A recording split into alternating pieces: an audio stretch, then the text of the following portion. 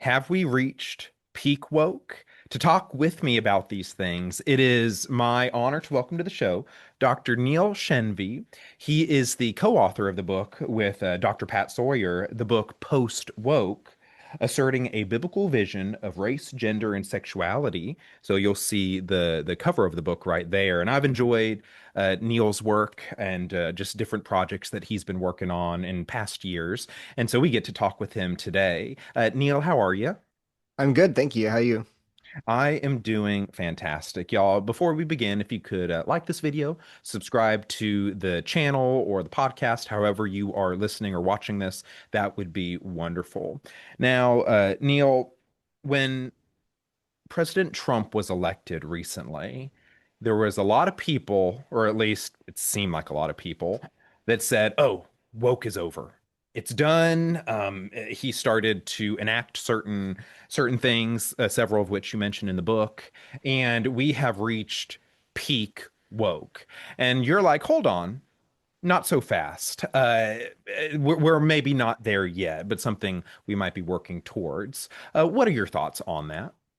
That's a narrative out there. There's been a vibe shift. Wokeness is dead. Trump killed it with executive orders. And again, I think that's extremely premature. I'll just give you some data. So first of all, prior to his re-election, 80% of Gen Zers were asked, do you think that whites are oppressors? And 80% said yes, as opposed to 20% of boomers. They were asked, do you think Jews are oppressors? And 67% of Gen Zers said yes, as opposed to 20% of boomers. Around 25% of Gen Zers identify as LGBTQ+. So one in four identify that way. And that was all data from 2023, 2024. Has it changed since Trump's reelection? Not necessarily. So, for example, we saw that in 2025, in November, who did New York City elect as mayor? Hmm. Mamdani, Zohran Mamdani, who ran an exceptionally woke platform and has been saying things like legalize sex work, that's prostitution, and defund the police, abolish the police, and uh, pump up, stumping for intersectional feminism and trans rights and all this stuff. So these woke ideas are still very prevalent and politically powerful. Another example would be articles published in Nature magazine just last year about decolonizing science and how Western science is rooted in white supremacy. USA Today published an op-ed last year for Pride Month talking about how there's no evidence that trans women have any advantage in sports over biological women. So this is not going away. And if anything, the younger generation is far more woke than their predecessors. And as the boomers die off, frankly, and retire, Gen Z will be our next crop of lawyers, doctors, judges, and pastors. So unfortunately, wokeness is not going anywhere. And so we have to be prepared to fight it. We have to prepare to fight it. And I think you have given us a couple great resources along with Pat. Again, this book, Post Woke, then also Critical Dilemma, which is very academic and it is thick. And I've been able to go through parts of that book and it's wonderful, fantastic research. But let's back up a little bit Mhm. because I know your background is in science. Mhm. What led you, and you can go into as much detail as you wish about your background, but what led you from some of your scientific inclinations, your leanings, to studying and researching critical theory and wokeism? Where's the bridge there, if you don't mind? I'll try to keep it short. It's a long story, but I became a Christian in graduate school at UC Berkeley and wanted to reach my secular intellectual colleagues. And so my first book, Why Believe, was a work of standard apologetics, arguing that you can know that Christianity is true based on reason and evidence, laying out the case for God's existing and for Jesus rising from the dead, for the gospel being true. And I finished the draft of that book around 2016, and I was looking around for another project, and I noticed the rise of Black Lives Matter. And Black Lives Matter really changed the way that the culture and the church conceptualized things like race and also gender and sexuality. And I began to see these very unbiblical ideas creeping into how the church was talking about these issues. And so I began doing research and also met my friend Dr. Pat Sawyer, who was getting his PhD in the critical tradition at the time at UNC Greensboro. And we began collaborating on this topic because the church was just really fumbling around in how to handle these cultural issues. So I do think there's reason for optimism with regard to the church. I think the evangelical church has realized that critical theory is not the way to pursue racial unity, to understand gender or sexuality or anything. And that's good, but it's not universal, number one, even in the church. And number two, as I've said, the culture is not necessarily turned the corner yet. Mm. So there are many reasons that we should be concerned as Christians. And frankly, I got into this area because of people that I knew personally and loved personally who embraced critical theory and went off the rails theologically, sometimes even renouncing Christ. And Pat has similar stories. And so this is not about, for us at least, this is not primarily about politics or the culture war. This is about basically helping people, Christians especially, to understand these issues biblically and in a way that resists the cultural tide towards deconstruction and, frankly, an unbiblical way of thinking about these issues. Mm. I think that's well said. Now, again, I've mentioned a couple times Critical Dilemma, your other book. Can you walk through what Critical Dilemma is as a book, your intentions and your goals, and how it differs from this book, Post Woke? Critical Dilemma was very intentionally scholarly. It was accessible; people could read it. Just, but it's longer. It has thousands of words of primary source quotes, 800 footnotes. So we wanted something that would withstand academic scrutiny. That was important and still is important because there are still Christians out there in denial about whether wokeness even exists, whether it is a real phenomenon. They insist it's just a cultural slur or a boogeyman. It's not real.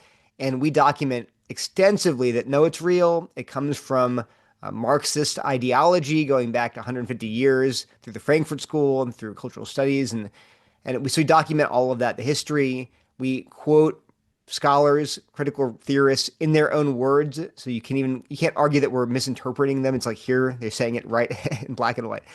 So that was very important and helpful. I think our book won World Magazine's Book of the Year award in 2023. It got a lot of good press.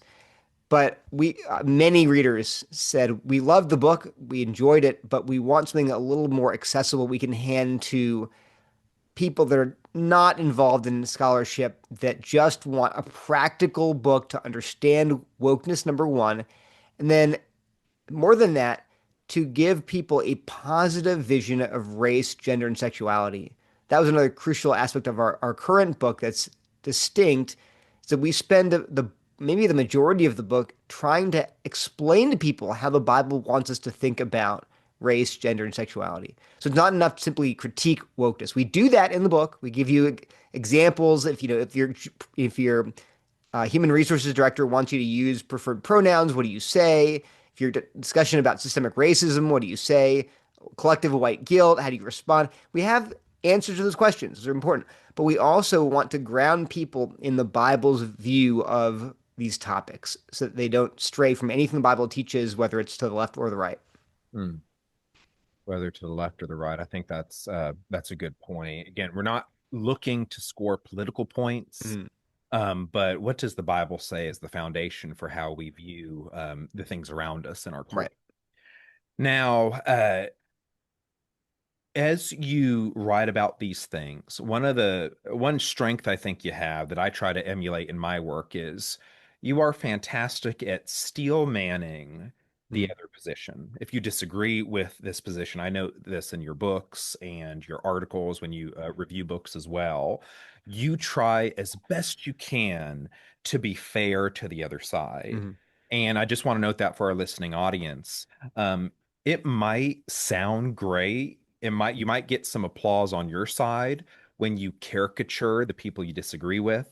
It's easy to score cheap points that way, but ultimately, one of the most honoring things we can do when it comes to the truth is represent the people we disagree with well. And so I think when it comes to critical dilemma, the extensive notes and footnotes, the primary source quotes, that really matters that you are Mm. pulling from them as you build your case, as opposed to just solely people who agree fully and think like you do.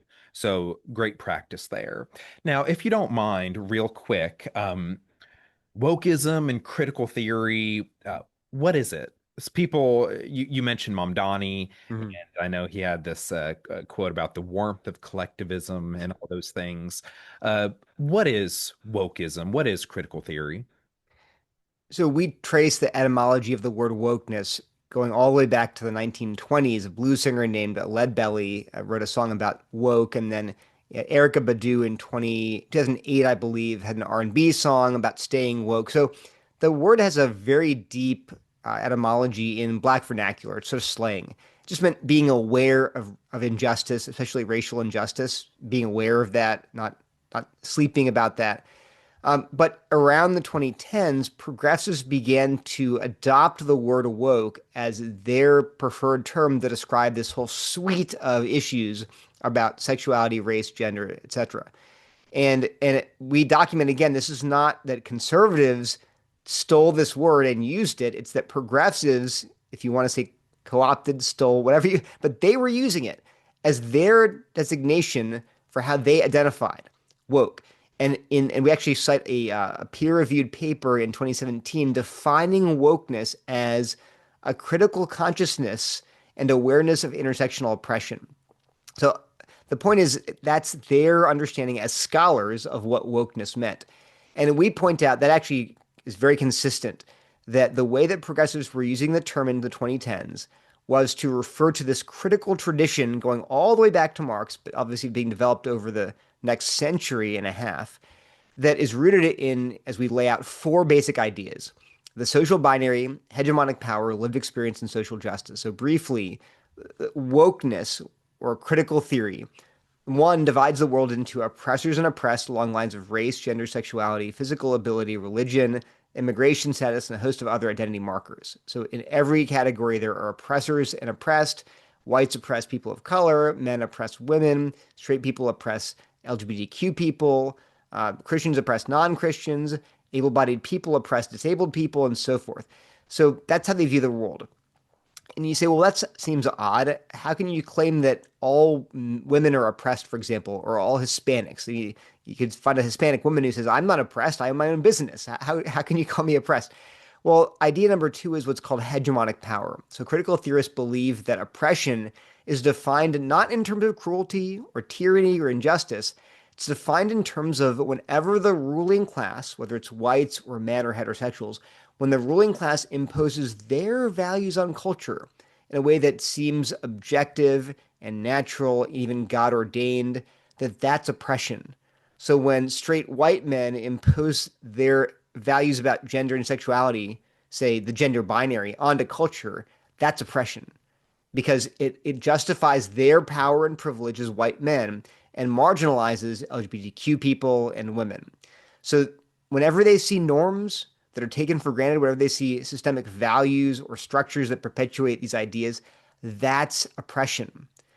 So okay, that's number two. Number three, well, how can we escape? Because all of us get socialized into the patriarchy, white supremacy, cisgenderism. How do we get unbrainwashed? The answer is idea number three through lived experience. That oppressed people, through their lived experiences of social injustice, they can achieve what's called a liberatory or a critical consciousness. Colloquially, they can get woke, and then their eyes are opened and they have the authority to teach the rest of us how reality actually works. And then finally, the end goal of critical theory always has been social justice, which they have redefined to mean the dismantling of systems and structures which perpetuate the social binary. So their goal is to take apart all these narratives about what is true and false, good and bad, these hierarchies. They want to dismantle those and achieve a world in which power is completely shared between all groups and there are no more oppressors or oppressed. So, in a nutshell, all critical theory has always sort of today adopts that fourfold framework for thinking about reality. And as we'll see, and as we mentioned, show in the book, These ideas are totally incompatible with Christianity. They will destroy your beliefs in numerous ways, not just a few, but it's a whole way of thinking that is antithetical to Christianity. Now, playing a little devil's advocate, well Mhm. said, by the way, in your explanation, playing a little devil's advocate, what if someone says, Neil, in the Old Testament, they talk about injustice a lot. They do talk about oppression. There's slavery in the Old Testament. You think about the Egyptians. You see these themes, and kings are called out, false prophets are called out, priests who aren't doing their jobs are called out. So you see some of the systems or institutions, Mhm. you could say. Uh, well, aren't the things that you just mentioned that are part of critical theory and wokeism, aren't those biblical as well? Yeah, this is why it's so important to carefully define your terms. We have a whole chapter on logical fallacies that are often invoked by critical theorists. And one of them is equivocation, where you take a word and you use it in two different ways. And this is really important because critical theorists have redefined lots of words, words like oppression, justice, truth, gender, woman. These are all words that we can't assume they're sharing our definition. So we do absolutely argue that oppression and justice and injustice are biblical categories. Obviously, Bible does talk about oppression. Oppression is seen as evil and sinful, and Christians are called to work against it. But the Bible defines oppression in a certain way. And we can't accept the redefinition by critical theorists that would label things like the gender binary as oppressive. So critical theorists tend to see all norms and all objective values as systems of oppression or forms of oppression, tools of oppression. Whereas the Bible says, no, there are some norms and some values that are good and God ordained. So you have to be really careful in not falling into that trap of equivocation. And so we talk about how do you define oppression biblically? How do you define justice biblically? What norms are actually good and God ordained, and what norms are actually social constructs that we should dismantle because they're not God. So, just example, we give examples of, say, having a racial hierarchy that, oh, well, blacks have to sit in the back of the bus. It's a norm in our culture. Yeah, but it's wrong. It's not biblical. Or take practices like widow burning in India, sati, right? That's a practice, cultural practice. It's a norm. It's a value. It's evil. So but you have to stand firm on how the Bible sees justice and injustice, and from that position, critique these various social practices. You can't assume at the outset that all social practices, if they're endorsed by the ruling class, are therefore oppressive. Mm.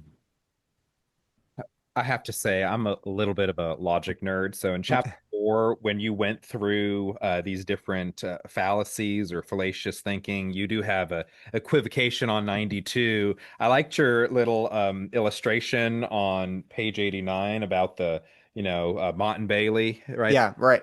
And then Bulverism before, as C.S. Lewis talks about it. So again, fantastic. One of the things I think that good writers will do, and it's throughout your book, you will have lots and lots of information. So Hmm. these polls, research, and that's good. There needs to be some of that as well. But as you mentioned earlier in our conversation, it also gets personal. You have personal stories about Hmm. how this is affecting students, high school students and college students. This is affecting the church. And so there's that mixture of stories and anecdotes, but also good, solid research. And again, I would combine this for y'all. Post woke is fantastic. And make sure to go and check that out. Also, Critical Dilemma as well. If you're Hmm. wanting some of that academic side of things, I think they go well together. Now, going to let's go in a church leadership direction. If you are a pastor, a Sunday school leader, Wednesday night teacher, or any of those things, I also know that I believe from your background you homeschool, correct? And Yeah. that way. If you're a teacher or a church leader, uh, what do you do with this? You might say, okay, Neil, I see the problem, I see the issues, but where do I start? Hmm. What do I do to combat some of these ideas that are seeping into our churches? Well, that's why we wrote the book. I mean, one of the big emphases is not just on thinking rightly and biblically about these issues, but acting rightly and biblically. So our whole, I think, second, final two chapters are about action steps. What can you do to push back against woke ideas in the church? We have a list like broken into like 8 sections. How do you reach your friends, your coworkers, the government, your pastors, other Christians, your neighbors? So we go through these categories of people and say, what do you do to talk to them, to engage them, to critique them, to open them up to criticism of their ideas? So we go through that person by person, group by group. We talk about say uh, in your workplace, how do you have this conversation with your boss, your manager, your employer? The HR wants you to call people by their preferred pronouns. What do you say? HR demands you attend DEI training sessions. What do you do? It's very practical steps we've laid out at the end of almost every chapter. How do you work for racial unity in your church? You know, in our section on chapter on race, we close by saying, here are 15 action steps you can take to pursue racial unity in your church. So, and this the book's full of it. Um, I would just say start by understanding. One of our main target audiences for the book was parents, and we are really concerned that parents are naive about the degree to which wokeness has penetrated our educational system, not just at secular universities, but also at Christian universities. Do not assume that because your kids go to a Christian university, they'll be insulated from these ideas. They will absolutely not be. Uh, if they're not being actively taught these ideas by their professors, unfortunately, they'll be exposed to them from other classmates, undoubtedly. So they have to be equipped, and not just by telling them this is Marxism, it's bad. That's not enough. That critique is sort of somewhat true, but simplistic. And after your kid has a semester of Sociology 101, they'll be able to point out to you why that is simplistic. So, a really good understanding of the basic ideas in play and familiarity with the scholars who are making these claims is important for you. It gives you credibility so that when you talk to your kids about these ideas, you don't sound like an ignoramus. So, again, I just start there. Start with understanding the ideas at some passable level. And that's what our book's trying to give you. Hmm. Again, one of the things I enjoy about these books is you recognize and you tell really heartbreaking stories and give just these devastating details of aspects of our country's past. Hmm. You talk about the slave ships and the Hmm. transatlantic slave trade. And I remember just reading that description early on in your book, just some of what the slaves went through to get to this country. And the descriptions are vivid and haunting. Hmm. And this is where one of the frustrating things, so I'm more on the conservative side religiously and politically. One of the frustrating things about my side, so to speak, is sometimes there's the overreaction in the other way. Hmm. So with left-leaning progressivism, there are mistakes that are outlined and described. But sometimes right-leaning, kind of conservative leaning, the response is, oh, well, let's not talk about those things or Hmm. pretend like they never happened. Or yes, it's 2026 now. Why do we have to talk about those things? And not recognize that it really wasn't in the too distant past. So, for example, the 1960s, you mentioned how several political leaders alive today were alive in those days as well. Hmm. You mentioned several people, I believe Bush and others, and so we're still in that time frame where we can see some of those effects. But if I bring that up in conservative circles, sometimes I might be labeled, "Oh, you're woke," "Oh, Yeah. liberal," "Oh," and I'm like, that's not true. But I'm trying to be fair and consistent and even-handed. Any thoughts related to those things? Oh, yeah, lots of them. I mean, just practically, if you're like, well, this is all ancient history. Again, I agree. It's not. I think we said 5 or 6 the six last living presidents, all the living presidents, in fact, I think all of them were born prior to any of the major civil rights legislation. I think Biden was in his 20s before if I'm correct, before the Civil Rights Act or the Voting Rights Act of the 60s were passed. He was a young adult. So this is not ancient history. It's like people alive today grew up without these, civil rights gains. So that's just one aspect of the debate is that this is not ancient. It's living memory, people. It's not archaic. But second of all, it's practically if you shelter your kids from the actual history, the dark parts of American history, you think you're helping them, but you're not. You're doing the opposite. The analogy I often make is to the way that when European explorers and settlers came to the Americas for the first time, they brought diseases with them that they developed immunity to, like smallpox. But these diseases ravaged the indigenous people in the Americas and killed them by the millions because they had no immunity.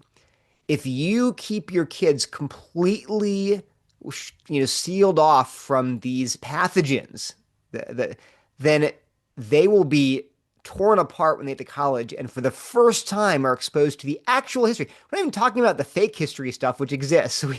We're not talking about revisionist history. I'm talking about the actual undeniable facts of US history that they will be exposed to in college for the first time. And then their first thought's going to be, I never learned this. My parents hid this from me.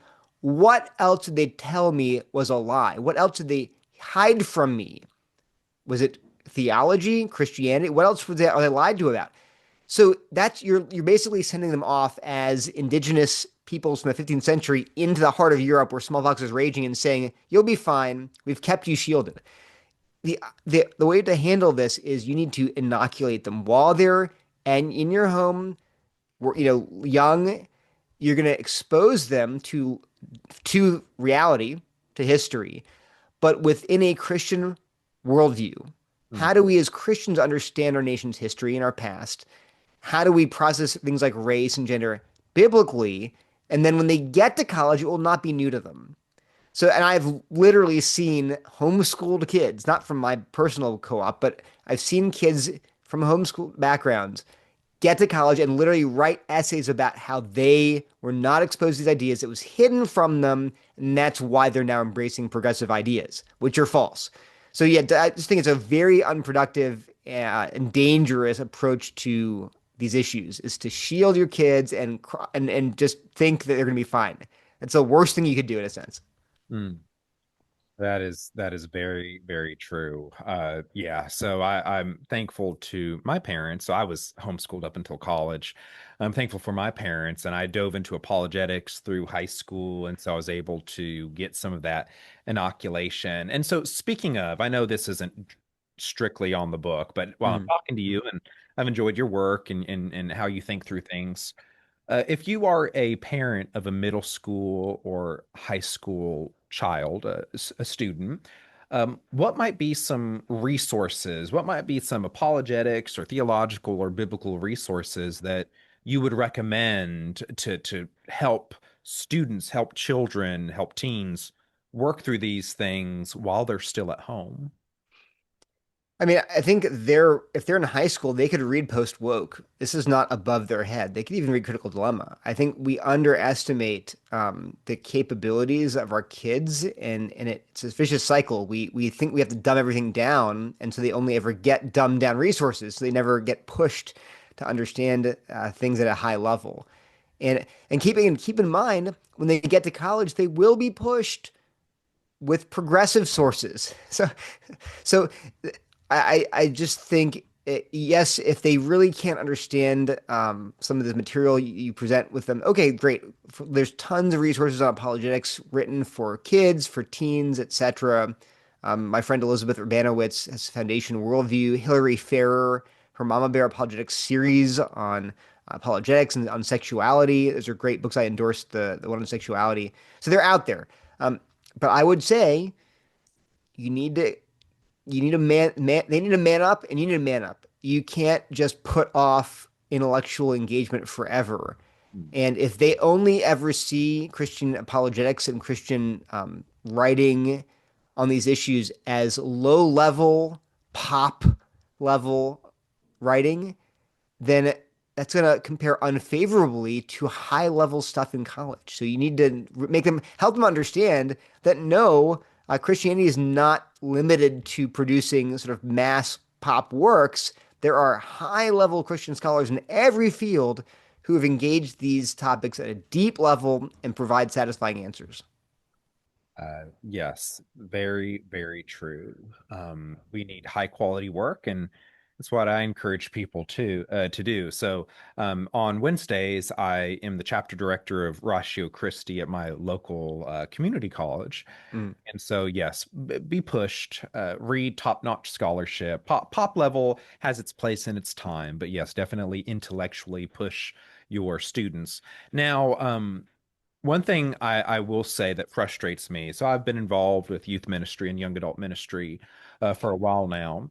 Um, we want to handle our kids with kitty gloves. We don't mhm, hurt their feelings or stress them out too much or push them too hard, all that stuff. But Satan, he doesn't do the same mhm, on his end. He doesn't handle our kids with kitty gloves. And he's like, hey, I'm going to wait till 18 or 21 to pull out the big guns when you're old enough to handle. No, Satan's like, whatever age I can get in at, I will throw the kitchen sink at teens and students and children. And so we need to kind of change our mindset there and mhm. take off the gloves, so to speak. Neil, I'm thankful for your time. I'm thankful for your work and all that you do for the kingdom, for apologetics, and for Christianity, like the faith in our country, cultural commentary, and all that. And so, thank you for that. Do you have are you working on any books at the moment that you can share, or not at this time? Not yet. I have received a number of requests to analyze the dissident right. It's sort of the, or called the radical right in scholarship. And I don't think they are a major political threat at all in comparison to the woke left. I think the woke left controls a lot of major institutions of education, political institutions. It's everywhere in our culture. So I don't think in political terms, the dissident right, which is sort of the odd mirror image of the woke left, is a major political threat. I don't. But I do think it's an increasing spiritual threat. And it's the literature is out there and the secular scholarship on the radical right. And it's fascinating because there really is a mirror image doppelganger of the woke left on the right. And believe it or not, the radical right, especially in Europe, embraced neo Marxism. The same source as the woke left today was being embraced in the 60s by the right in the radical right in France and later in Europe and then later in the US. And so yes, if you see this sort of bizarre, sometimes termed the woke right, this weird mirror image on the right of the left that uses the same ideas, the same tactics, the same racial identitarianism and racial consciousness, uh, you're not crazy.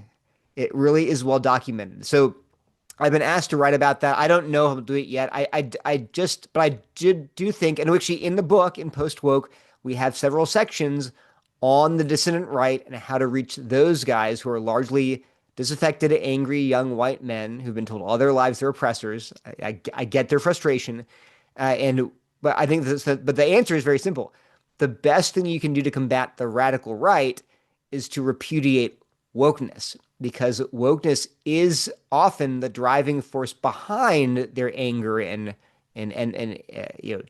frustration. So if you give them a biblical perspective on things like race and gender and justice, then that will often de-radicalize them. So the Bible's always the answer, guys. It's very simple. Stick with what Scripture says, and yes, frankly, Scripture will put you on the right politically for many reasons, not least of which is pro-life issues and gender issues and sexuality issues. Those are very much issues that place you on the right politically.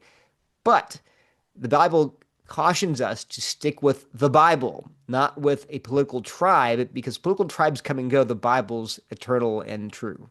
Mm. The Bible is eternal and true. And yes, there. All over Twitter, all over. Again, Twitter is such a better name than X, so I still call it. Yeah. Yeah. But on Twitter/X, they're all over YouTube. You have Fuentes and Andrew Tate and Mhm. just various other figures as well. So you're right. Maybe they don't have the same institutional power, but they are affecting a lot of our young people, including several that I know personally. So Mhm. well said there. Neil, if someone wants to learn more about you or to see some of the stuff that you've written in the past, where can they go? Just Google Neil Shenvi, Shenvi. I think I am the only Neil Shenvi in the world right now. There are other Shenvis, but it's not a common name. You'll find my website, shenviapologetics.com. But if you Google me, you'll find that. And I'm on Twitter at Neil Shenvi, Neilshenvi. And you can stay abreast of what I'm writing and reading on Twitter. Hmm. All right, y'all. This has been Dr. Neil Shenvi. Thank you for joining us today and talking with us about these things. Great. Thanks, Nate. All right. Nate Williams, director of the Apologetics Resource Center. Keep on coming back for more episodes, but until then, I'll talk to you later.